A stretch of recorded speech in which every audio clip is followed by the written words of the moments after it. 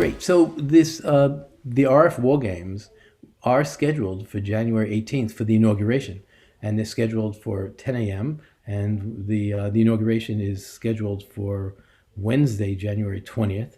So the reason why you have the 2 days in between, if you have a problem and you can't solve it, it allows you enough time to get new equipment sent over and shipped, tested, etc. So this is the beginning when you sort of you look at these events is when is the RF War Games, when will they be? So this what we see here, you can see this is the Spectrum Deconfliction Subcommittee from the government side, and so we know we're working with them. So I'm going to switch now over what what they asked me to do. They asked me, could I present to them a just a presentation on how this whole system works with broadcasters. So I said, no problem. It's very simple, and we're going to. This is what we do when if we wanted new people to come in. So we called it RF enforcement training for the inauguration. It was the same thing for the political conventions. And again, not to give away the end of the story, but the end of the story with the political conventions, they didn't happen. They turned virtual, completely virtual. And the same thing will probably happen, but nonetheless. So this is really what it will be, a very quick tutorial for it became for the government, and some of it will be surprising to you because there's a lot that they weren't aware of. So they said right from the beginning. So I said, okay, here's the VHF. Here are the VHF channels. And why is that important? Because we're either there on television or we're there in communications, because we take the giant STA and use the channels. So basically, this is what you need to stay away from. They want to know, okay, what are the frequency blocks? Well, here are some of the blocks that we're using, and we share with Land Mobile. You know, we don't always realize that, but again, this is just very basic stuff, and not necessarily for the broadcasters, but it's for the other government agencies who now, for the first time, decided to really become our partners so that we can help them and they could help us. And it really has worked out wonderfully, except for the pandemic. But but aside from that, everything else is good. So again, here's the frequency block. So we're saying no loss of spectrum. Yes, we got to keep 500, which is terrific.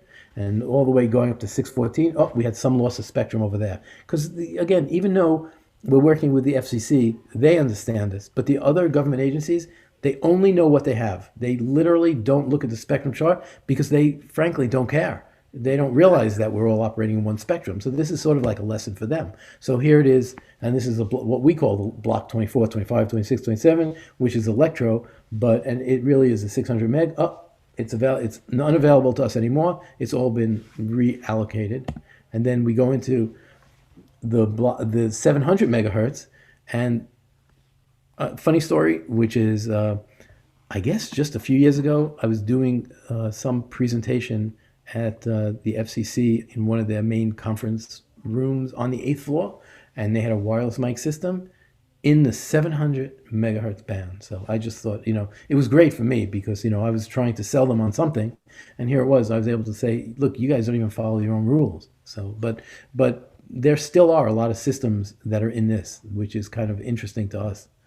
And then now even go further back, the 800, we said, it's not us. We're not in there anymore. Since the 80s, this was reallocated. So this is really sort of like a basic education for them so that we could all learn and they could really understand what we're using and what we're not using. So, we went through new mic uses and things like that, and all the rules and things.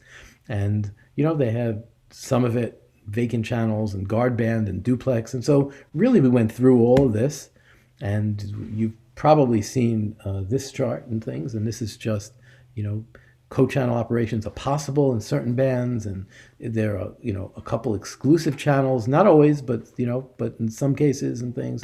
And then we have naturally occurring white space channels. This is even interesting today because even today, there's still a lot going on in the white spaces. I think there was finally a big ruling from the FCC. So that's a big deal for us. But they had no idea. They had no idea what wireless mics were, and they had no idea what had to be protected.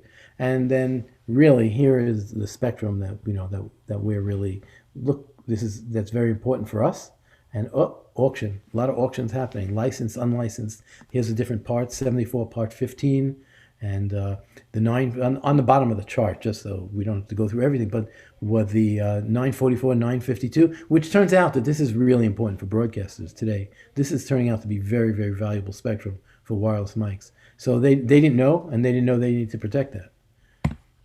So, and then here is the like in the middle of the page where it says 1435 to 1525. We use that, and often, very often, we coordinate and special license it. The 3.5 is the whole 3 gig band is an interesting one, and part of that is going for auction, but broadcasters use that as well. The 6.8 to 7, this whole 7 gig, we all know that, and then the bottom is the 2 gig. That's all. But obviously 2 gig has its own stories over there. So radio enforcement, what is it about? It's a wall, right? It's a virtual wall. It's virtual wall because it's not like the wall of China. It doesn't really work. You try to make it work, but you try not to cause any damage, but you really have to solve the problems. That's what it's really about.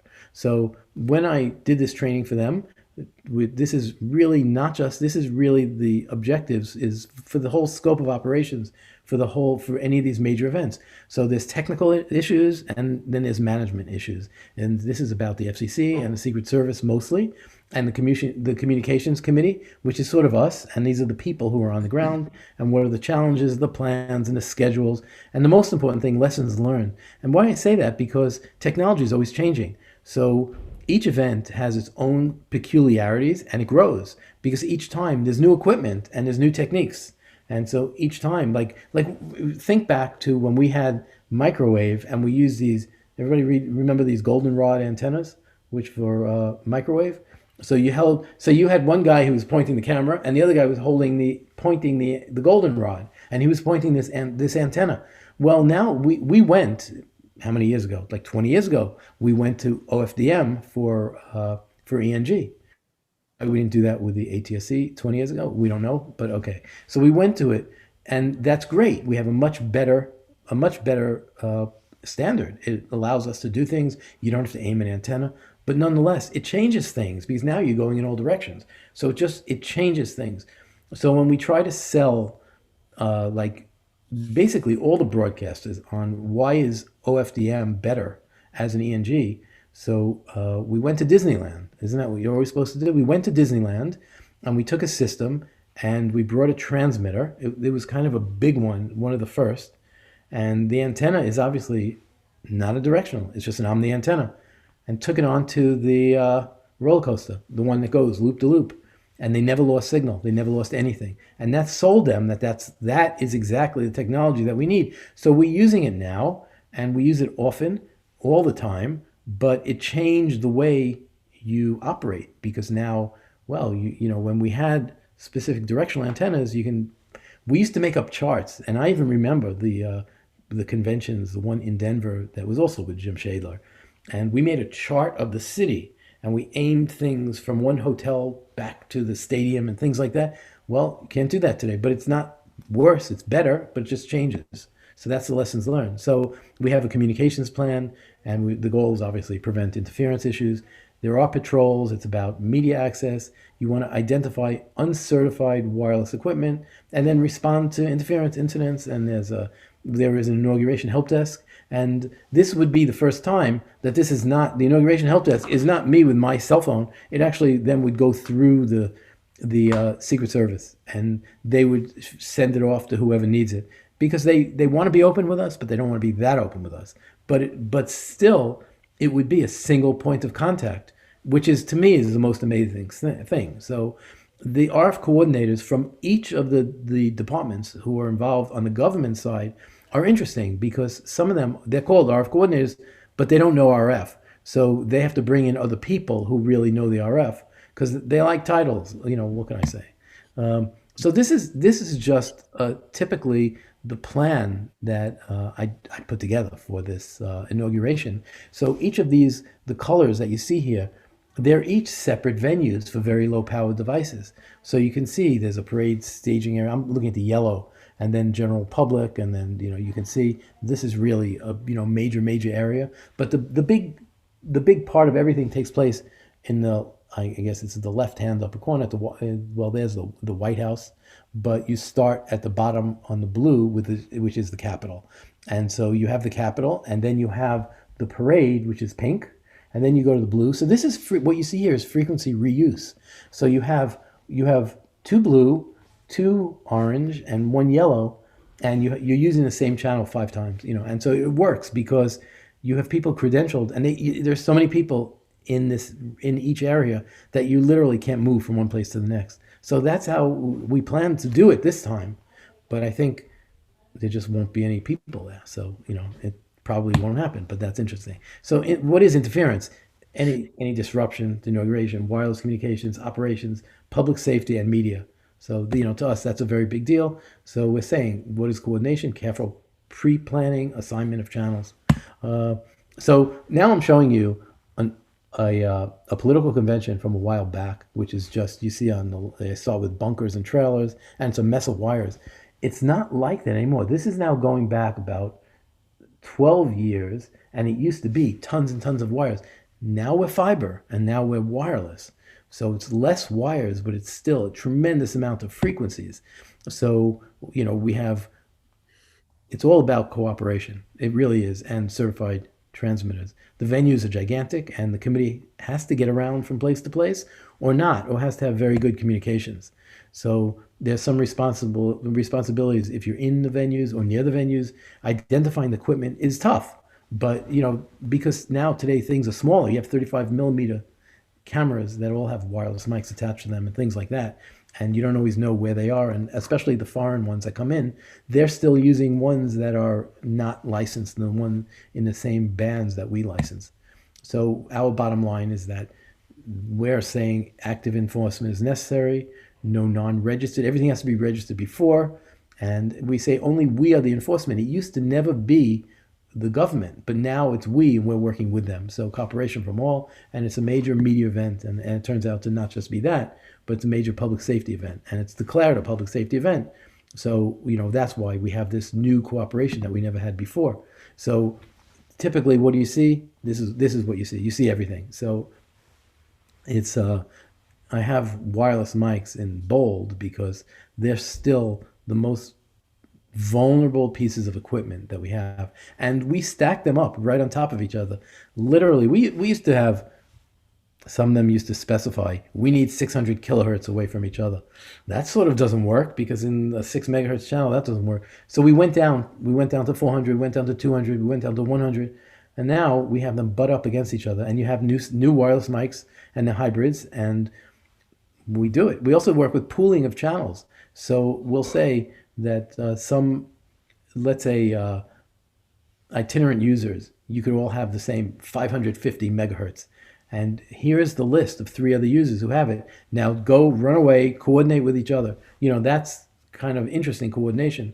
And for that, they just, say, okay, we'll use it over here and at this time and things like that. But we have our spectrum is becoming actually so dear because less and less. That's the goal of the FCC and actually the rest of the world as well. So that's our problem. So you have RF coordinators, you have local TV and radio people, as George, as you know, you have station engineers, you have the rights holding broadcasters. Which if you have an NBA game, the rights holding broadcaster is a network. It's CBS or whoever it is.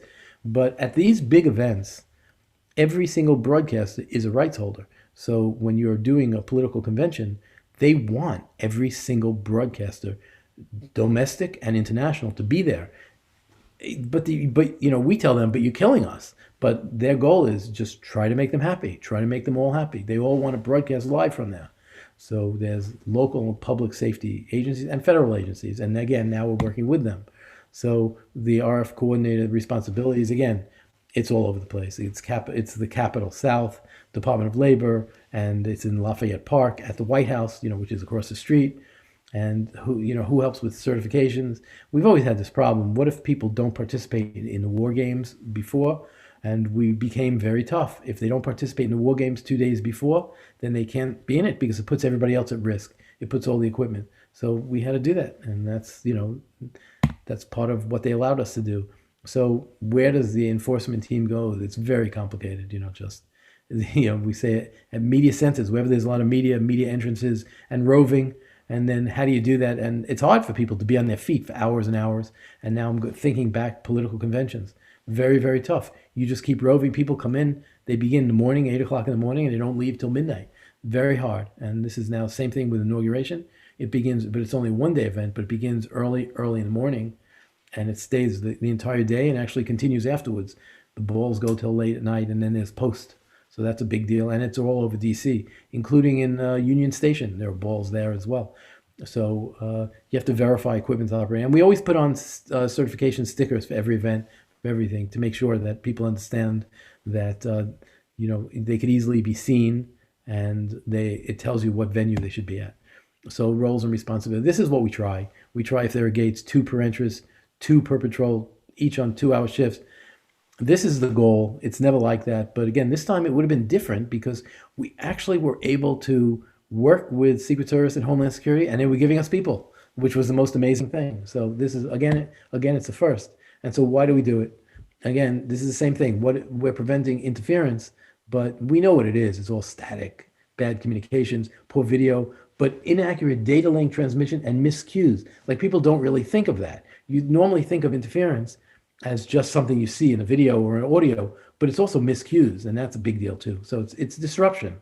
Any disruption is harmful to us. So this is just, I don't know if any of you remember a guy, unfortunately he's not with us anymore, Walt Sidis. Do you remember him? He was a guy, he was head of RF at CBS Network for a long time. So this is him where it says on guard. He's the one in the white shorts. And this is him at a political convention. And he's standing there watching as he's coming through with equipment. And this was in the Staples Center in LA. And here he's watching what's happening, and he caught somebody, and this guy had a lot of antennas and this guy, he finally, at the time, he got an approval sticker. So, this is just sort of showing it. So it's basically, if you look at the blue, this is how it's done. You get engaged, and and over here you're informing and you're inspecting, and you can see in the inspection, look at all those antennas that are there. Why anybody needs so many to come in again. So everything changed, the rules changed. So George, from when you remember back, if somebody came in with this many, we would try to go through the list and give him, he has six transmitters, give him 6. Not like that anymore. It's only, you're a crew, you maybe get 1 frequency, and and no more hops, no more radio hops, and like camera hops and things. We don't do that anymore. So anyway, so you can see this guy's trying to hide his antennas by taking them off. You can see on that arrow pointed over there, the transmitters without them. But again, we become as smart as they do, and this went on, and at every event, everybody tries to figure out what's the best way. When I worked for one of the Olympics, the Olympic Committee actually allowed us to confiscate antennas, and so I ended up I had the greatest pile of antennas by the end of the Olympics that I still have. Just antennas are expensive, and nobody wants them taken away. But, again, if they're going to interfere with the broadcast, that's a problem. So we're saying it's not good enough to just remove the antennas. So, and here's somebody, again, no approval sticker on there. And so he was busted. And this was during one of the tests at War Games. Somebody's there without the right approval sticker. And so